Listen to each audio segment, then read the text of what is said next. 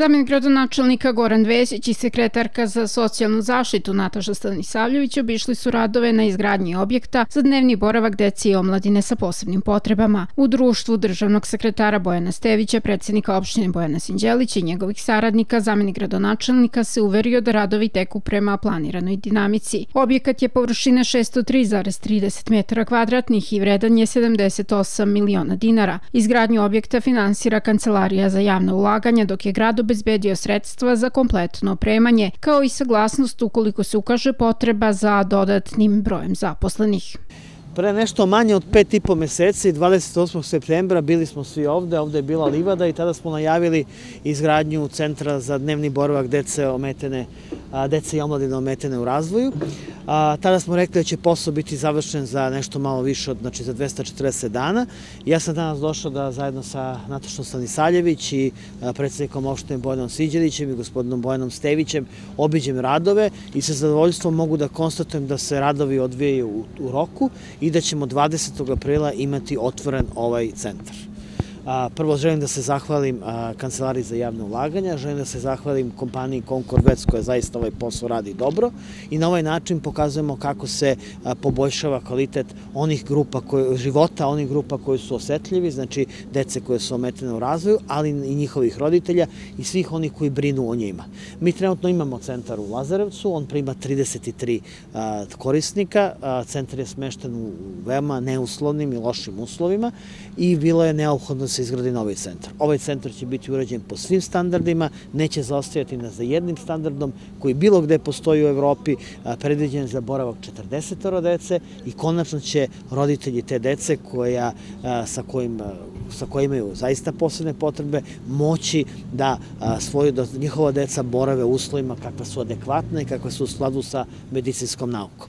Ono što želim da kažem to je da mi imamo oko 630 korisnika na teritoriji čitavog Beograda i trudimo se naravno da kao u Lazarevcu svaki od ovih centara ili obnovimo ili rekonstruišemo, jer odgovornost jednog društva i razvijenost jednog društva se meri između ostalog po tome kako se odnosi prema onim članovima društva koji imaju posebne potrebe. Mi, hvala Bogu, postajemo odgovorno društvo, jer društvo je odgovorno i društvo može se reći da je razvijeno ako vodi računa prema onim članovima društva koji imaju potrebu za posebnom negom, a to su između ostalog deca ometena u razvoju. I zato sam srećan što danas mogu da vidim da ovaj posao napreduje kako treba. Mi u Lazarevcu imamo još mnogo posla. Ovo samo pokazuje koliko se odgovorno odnosimo prema svakoj opštini i prema ovoj deci, bez obzira u kom delu grada žive. Tako da ćemo 20. aprila svi biti ovde i moći ćemo zajedno sa roditeljima ove dece koje ovo čekaju već godinama, zajedno da kažemo da smo jedan veliki i odgovoran posao završili. Objekat je samo jedan od primjera ulaganja u ustanove socijalne zaštite i obezbeđivanja najboljih mogućih uslova kako za korisnike, tako i za zaposlene, navela je gradska sekretarka Nataša Stanisavljević. Sekretarka je istakla da će objekat imati sve uslove za smeštaj korisnika: radionice, fiskulturna sala, senzorna soba, prostorije za trening, dvorište, sve će biti opremljeno po propisanim standardima, rekla je gradska sekretarka. Posle prihvatilišta za decu koje je otvoreno pre 2 godine, posle ustanove Predah smeštaja, znači ovo je novi veliki objekat koji zajedno gradimo. Veoma je važno da istaknem podršku koju smo imali opštine Lazarevac u celom ovom projektu, a takođe da se zahvalim i roditeljima dece sa smetnjama u razvoju koji su prvi negde i pokrenuli ovu inicijativu pre mnogo godina, pošto je postojeći objekat neuslovan, ali nažalost svedoci smo jednog više decenijskog neulaganja kada su u pitanju ustanove socijalne zaštite u našem gradu. Sada je sa takvom praksom smo stali, znači apsolutno nećemo više dozvoliti da ustanove socijalne zaštite budu onakve kakve smo ih zatekli pre 5 godina. Zato stalno ulažemo u to da imamo najbolje moguće uslove za naše korisnike i za naše zaposlene, jer to je primer jedne odgovorne socijalne politike i primer kako jedna lokalna samouprava i jedan grad brine o svojim sugrađanima. sugrađanima.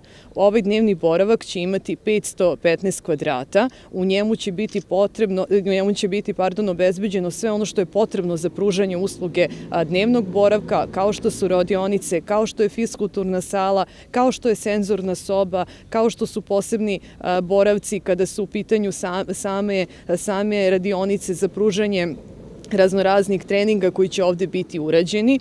Sam objekat, kao što vidite, imaće i dvorište koje će biti kompletno opremljeno sa mobilijarom koji je negde potreban kako bi se ova usluga pružala i sveukupno, i ono što je najvažnije, grad Beograd je obezbedio kompletno opremanje ovog objekta. Tako da smo mi na vreme sve preduzeli kako bi zajedno svi sačekali 20. april i naravno ulazak u jedan novi dnevni boravak koji će negde i biti standard kakvi će dnevni boravci u gradu Beogradu izgledati u narednom periodu.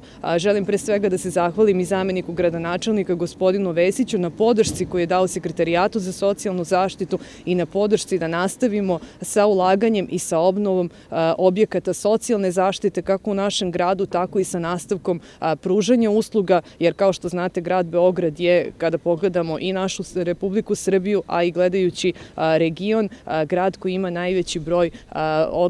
najveći broj prava i usluga socijalne zaštite i na najbolji način pomaže svojim sugrađanima. U ime opštine Lazarevac, svih građana i roditelja dece sa posebnim potrebama, predsjednik gradske opštine Lazarevac Bojan Sinđelić se zahvalio na ovoj investiciji. Sinđelić je naveo da je ovaj objekat primjer kako jedna odgovorna vlast treba da se ponaša, kao i saradnje Republike, grada i opštine. Pa evo, ja bih pre svega u ime roditelja dece sa posebnim potrebama i u ime svih građana opštine Lazarevac želeo pre svega se zahvalim gospodinu Vesiću, Nataši Stanisavljević, gradskom sekretaru, Bojanu Steviću, državnom sekretaru. Ovo je primer kako jedna odgovorna vlast treba da se ponaša kada imamo tu paralelu vlasti, Republika, grad, opština, onda možemo da i gradimo ovakve i slične objekte. Kao što je rekao gospodin Vesić, ovaj objekat će biti evropski i bit će završen pre roka, kao što smo obećali ovde pre nekoliko meseci. Takođe bih želeo da pohvalim investitora. Kao što znate, u proteklom periodu, u zimskim mesecima, oni su imali svega 2 dana pauze kada nisu radili na objektu i to je svakako za svaku pohvalu. Mi u Lazarevcu imamo nekoliko gradilišta gde nismo tokom zimskih meseci prekidali radove i svakako sa takvim trendom ćemo nastaviti i u budućnosti. Kako je rekao predsjednik Sinđelić, centar će biti završen pre roka jer su radnici tokom zime radili sa svega 2 dana pauze. Predsjednik je podvukao da vlast radi kao jedan tim za dobrobit građana.